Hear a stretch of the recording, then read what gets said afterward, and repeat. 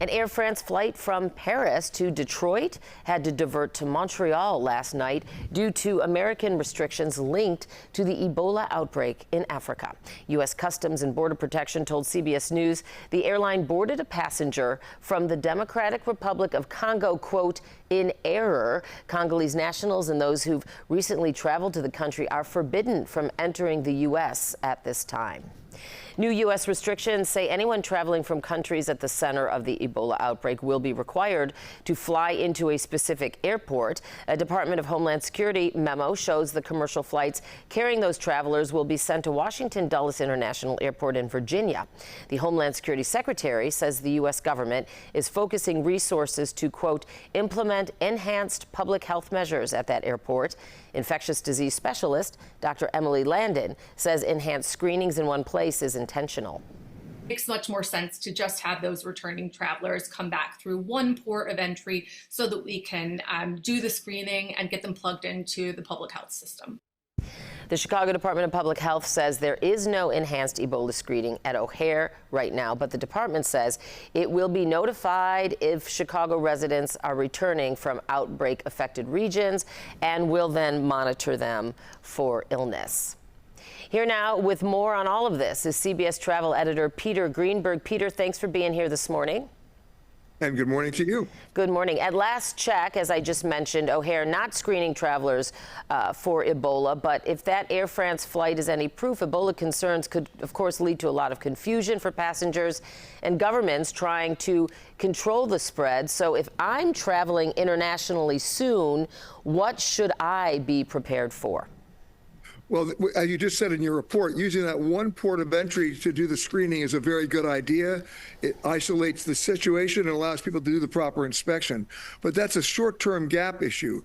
It's going to have to be done at the originating airports more than just the arrival airports. And that's what the health officials are trying to focus on now and coordinating with those airports. Now, for the moment, unless you're traveling to the affected areas, meaning Congo, Uganda, right now, you shouldn't be too worried. You should be concerned, but not too worried.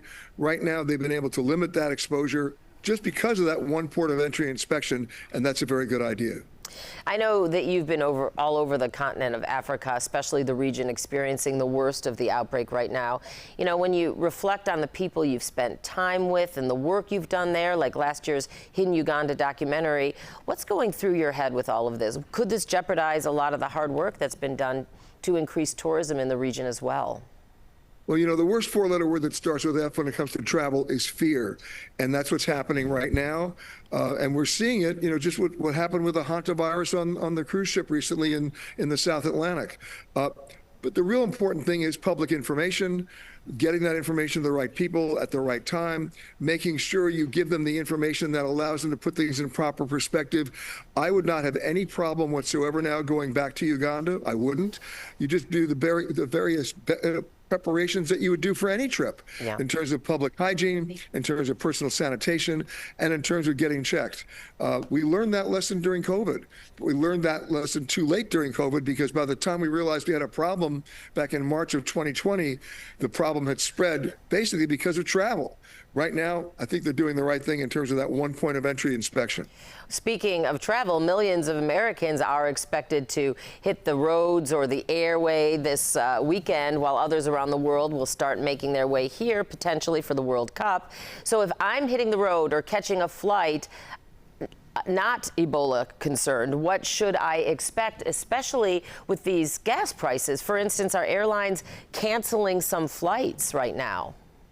Well, let's start with the gas prices. I filled up my car tank in Los Angeles last week.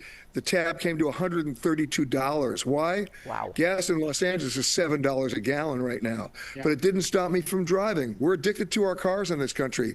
And by the way, AAA reports the most number of cars will be on the road this weekend than ever. That'll give you an idea of our addiction to gas and our cars. However, put that aside. It's the airfares you got to worry about, because airfares on international flights are up 37%, on domestic flights over 20%. And while the flights are all full this weekend, they're full with people who made their reservations 3 and 4 months ago before the prices went up. It's the forward-looking reservations. It's looking ahead to July, August, September, and October that people are really worried about, because that gets to the area of affordability, and that's going to be the big problem. Right. It doesn't look like those prices are coming down anytime soon. CBS travel editor Peter Greenberg, thank you, as always, for joining me this morning, and we'll be right back.